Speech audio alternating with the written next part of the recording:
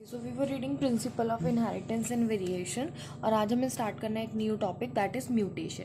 Mutation is a phenomena which result in the alternation of DNA sequence and consequently result in the change of genotype and the phenotype of an organism.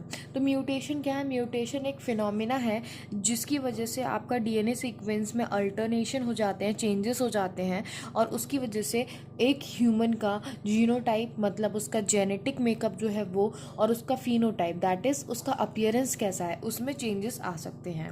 ठीक है, फिर बोल रहे हैं recombination और mutation दो ऐसे phenomena हैं जिसकी वजह से आपका वेरिएशंस डीएनए में देखने मिलता है. लिखा गया है in addition to recombination mutation is the phenomena that lead to the variation in DNA. तो जो आपका रिकॉम्बिनेशन और म्यूटेशन इन दोनों की वजह से क्या होता है, डीएनए में वेरिएशंस देखने को मिलते हैं.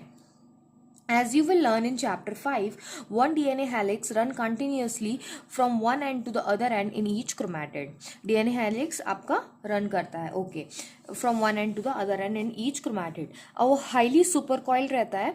Therefore, यदि हम उसमें से कोई पार्ट लॉस करेंगे या फिर डिलीट करेंगे या फिर गेन करेंगे, दैट मीन्स गेन कैसे करेंगे, इंसर्ट कर देंगे या तो कोई पार्ट या फिर डुप्लीकेट कर देंगे. और लॉस कैसे होगा कोई पार्ट, कि हम उसका डिलीट कर देंगे. तो यदि हम कुछ ऐसा करेंगे तो उसकी वजह से क्या होगा, DNA result in the alternation of chromosome. Since genes are known to be located on the chromosome, यदि हम कोई DNA का कोई पार्ट हटाएंगे तो उससे क्या होगा, आपका क्रोमोसोम में अल्टरनेशंस होंगे और क्रोमोसोम के ऊपर क्या होते हैं, जीन्स होते हैं. दैट मीन्स हम जीन्स में अल्टरनेशन कर रहे हैं. ठीक है, उसके बाद बोल रहे हैं chromosomal aberration are commonly observed in the cancerous cells. Important line है कि क्रोमोसोमल एब्रेशंस कहाँ देखने को मिलते हैं, आपको कैंसरस सेल्स में देखने मिलते हैं. फिर बोल रहे हैं in addition to the above mutation also arise due to change in single base pair of DNA. देखो, या तो ये हो सकता है कि कोई पार्ट डिलीट हो जाए या फिर कोई पार्ट हम गेन कर लें. लेकिन ऐसा भी होता है कि एक सिंगल बेस पेयर में कुछ चेंज हो गया, ना तो कुछ डिलीट हुआ ना तो कुछ ऐड हुआ, सिर्फ एक सिंगल बेस पेयर में कुछ चेंज हो गया, तो उसको हम बोलते हैं पॉइंट म्यूटेशन. और इसका आपका एक क्लासिक एग्जाम्पल दिया गया है mutation of a single cell का sickle cell anaemia. Deletion and insertion of base pair of DNA, इसको हम बोलते हैं फ्रेम शिफ्ट म्यूटेशन. तो दो तरीके के म्यूटेशन हो गए आपके, एक तो फ्रेम शिफ्ट म्यूटेशन, एक point mutation. Frame shift mutation में क्या हो रहा है, या तो कोई पार्ट आपका लॉस हो रहा है, दैट मीन्स हम डिलीट कर रहे हैं कोई पार्ट, या तो कोई पार्ट गेन कर रहे हैं. गेन कैसे करेंगे, या तो हम इंसर्ट कर देंगे कोई पार्ट या फिर कोई पार्ट डुप्लीकेट कर देंगे. और पॉइंट म्यूटेशन में क्या हो रहा है, एक सिंगल बेस पेयर में आपके चेंजेस आ रहे हैं. उसके पॉइंट म्यूटेशन का आपको एग्जाम्पल भी दिया गया है, सिकल सेल अनीमिया. उसके बाद बोल रहे हैं the mechanism of mutation is beyond the scope of level. आपको बोल रहे हैं कि म्यूटेशन बहुत ही वास्ट है और अभी आपको डिस्कस करने का इसका कोई मतलब नहीं है. However there are many chemical and physical factors that involve in mutation. बहुत सारे केमिकल और फिजिकल फैक्टर्स होते हैं जो कि इन्वॉल्व होते हैं म्यूटेशन में और उनको हम बोलते हैं म्यूटाजेंस.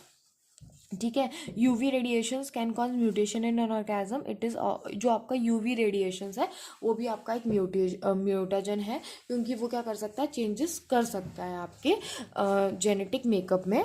ओके, अब आपको ना ये पेडिग्री के लिए कुछ दिए गए हैं बॉक्सेस, एक बार देख लेते हैं. ये आपका हेल्दी फीमेल है, ये सेक्स अनस्पेसिफाइड है. यदि आपको कलरफुल दिया गया है boxes that means affected individual है.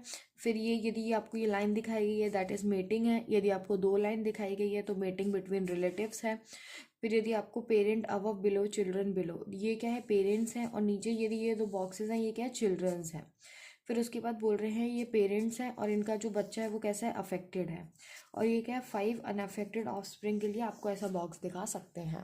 ठीक है, उसके बाद हम पढ़ेंगे जेनेटिक डिसऑर्डर्स जिसमें हम पेडिग्री एनालिसिस देखेंगे, मेंडेलियन डिसऑर्डर्स देखेंगे, उसके बाद क्रोमोसोमल डिसऑर्डर्स देखेंगे.